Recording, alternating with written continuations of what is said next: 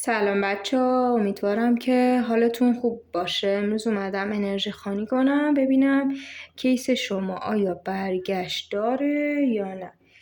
لطفاً بعد از اتمام ویدیو یادتون نره که حمایت کنید. خب کارتا رو من بر میزنم، بریم که هر چه زودتر شروع کنیم این انرژی خوانی رو.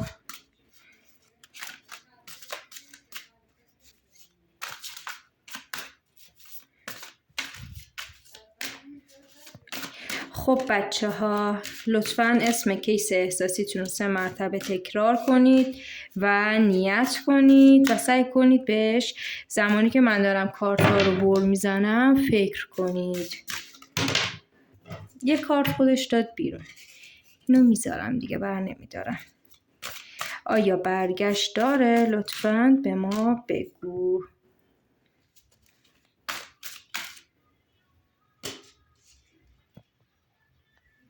انشالله که بچه ها خیره.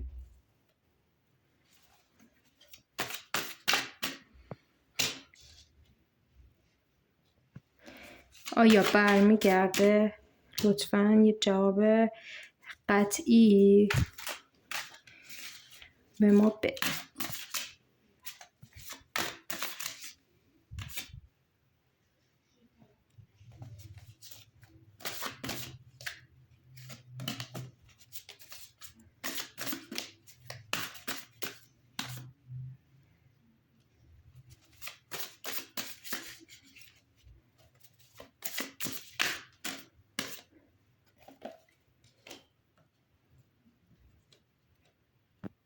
بچه مثل اینکه رابطتون کامل با هم دیگه کات شده.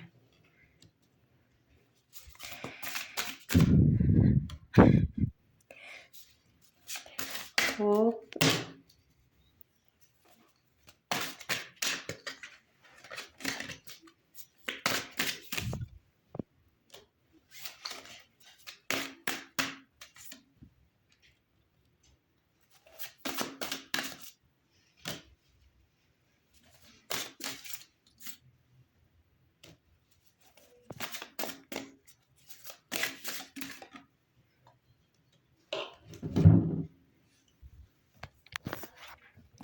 بچه براتون شروع میکنم دیگه. من دارم میبینم که کیس عاطفی شما رابطه‌شو الان به طور کامل با شما تموم کرده و کات کرده. خیلی میبینم شما رو آزرده کرده و شما رو دلخور و دل شکسته کرده.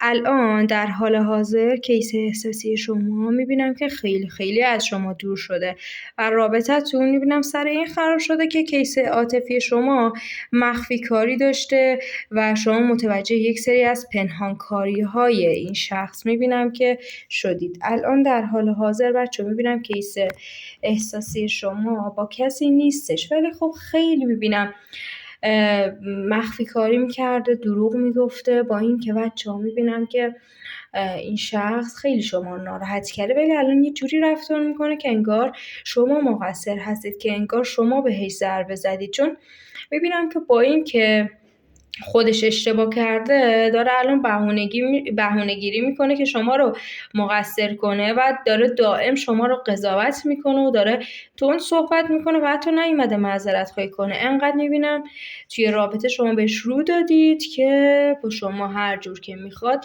برخورد کنه و هر کار که میخواد بکنه، چون شما همش گذشت کردید. شما همش میبینم که بچه‌ها وقتی که کیس احساسی شما خطایی انجام میداده اصلا چیزی نمیگفتید و خیلی عادی رفتار میکردید که باعث میشده این شخص بارها و بارها تکرار کنه و دل شما رو بشکنه. الان حدودا یه 5 وعده بینتون قهر و فاصله افتاده، ولی تا یک وعده دیگه که میبینم یکم زمان داره به سمت همدیگه بر میگردید که من میبینم این یک وعده بیشتر توی ماه آینده باشه. میبینم به سمت همدیگه بر میگردید. کیس شما به فکر تشکیل خانواده دادن با شما بوده، ولی خب به اینم فکر میکرده دیگه، میگفته شما بهش علاقه‌مندی زیادی دارید، پس بره دوراشو بزنه و بیاد. همش با خودش این تصویر سازی رو میکرده چون شما همش میبخشیدیدش.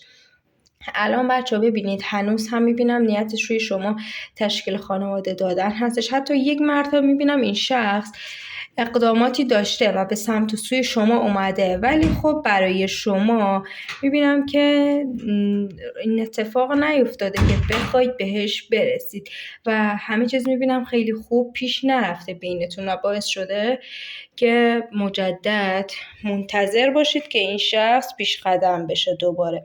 الان سر دوراهی موندید و حتی گاهی فکر میکنید که این رابطه رو رها کنید و برید، چون الان میبینم مدت زمان 2 هفته الی 2 ماه هستش که خیلی دارید فکر میکنید این رابطه سمیه و شاید برای شما اوکی نیستش این رابطه و میخواید به خودتون یه فرصت دیگه ای بدید بچه‌ها. ولی میبینم که باز دوباره این شخص برمیگرده و رابطتون با هم دیگه اوکی میشه. هرچند بچه اینم به شما بگم مخالفتای توی این رابطه هست از سمت خانواده شخص مقابلتون. میبینم یک سری مخالفتای زیادی هم هست، چون بحث شما رو کیس احساسیتون میبینم توی خانوادهش بازگو کرده، راجع به شما با خانوادهش میبینم که صحبت کرده و حتی خانوادهش هم در جریان این موضوع هستن که کیس شما با شما ارتباط داره.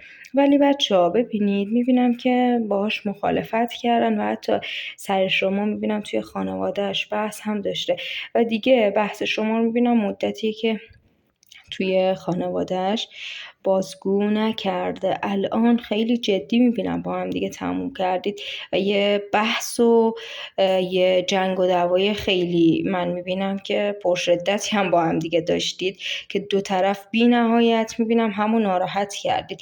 حرمت بینتون خیلی وقت شکسته شده، چون بچه ببینید حتی من میبینم که مالی هم خیلی کنار شما بوده، ولی حتی از لحاظ مالی هم الان میبینم خیلی توی رابطتون خساست پیدا کرده و خیلی میبینم نسبت به قبلا لارژ نیستش. بچه اینم به شما بگم که الان من میبینم خیلی از لحاظ مالی توی تعیینا قرار گرفته و توی فشار مالی هستی، چون من بستگی کار و مسائل مالی این شخص رو دارم خیلی واضح میبینم.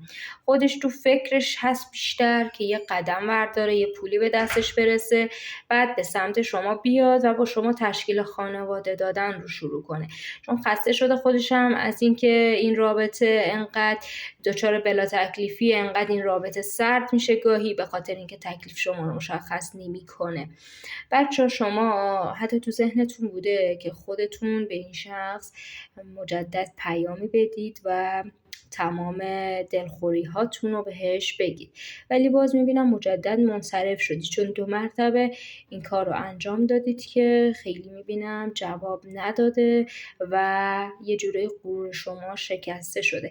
این شخص حتی با اینکه شما رو دوست داره، شما پیام میدید هم سرد با شما رفتار میکنه، چون که نمیخواد خیلی زیاد الان محبتش رو نشون بده و میخواد شرایط همینطوری باشه که شما مقصر رابطه باشید نه خودشون. شخص 2 مرتبه دیگه هم میبینم مخفی کاری داشته که شما بخشیدیدش و کوتاه اومدید توی این رابطه.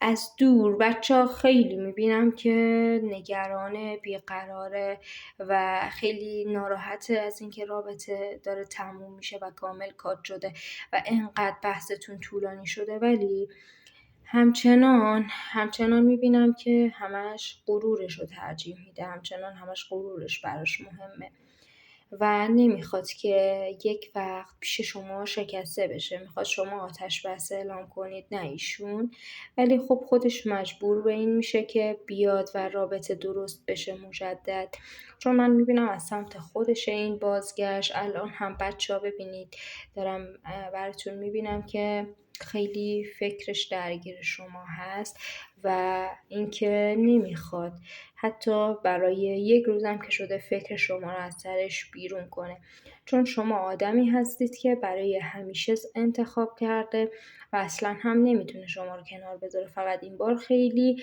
بحث و جداییتون میبینم طولانی مدت شده و یک سری دخالتام توی این رابطه بوده که باعث شده کیس احساسی شما خیلی روی شما بدبین بشه و خیلی فکرش به هم ریخته باشه، ولی اصلا من براتون جای نگرانی نمیبینم چون بازگشت رو دارید.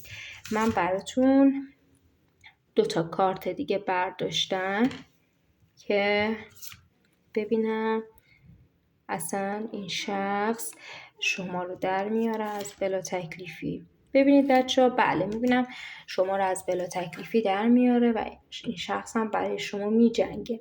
حتی بچه ببینید الان هم میبینم برای شما میجنگه و تلاش میکنه، چون از طرف خانواده‌اش هم تحت فشار قرار داده شده، ولی خب نمیاد این موضوعاتو به شما بگه و شما فکر میکنید این فرد خیلی بیخیاله توی رابطه و اصلا هیچ کار نمیکنه، ولی اینطوری نیست. میبینم که از یک سری از خوشگذرونی‌هاش هم دست کشیده به خاطر شما، ولی خب من میبینم این خطایی که داشته خیلی شما رو آزرده کرده، که این اشتباهی هم که کرده بیشتر به خاطر لج و لجبازی بوده. خواسته به شما بفهمونه که غیر از شما این شخص اگر بخواد براش افراد دیگه‌ای هم هستن که خودش هم فهمیده اشتباه کرده. بچه امیدوارم که این فال براتون اتفاق بیفته و زودتر به سمت هم برگردید، که من 100% بازگشت رو دیدم بینتون، چون این شخص به شما عشق زیادی داره. و اینکه بچه من براتون شمع تراپی هم میکنم که زودتر به مراد دلتون برسید. امیدوارم که فال امروزمون رو دوست داشته باشید.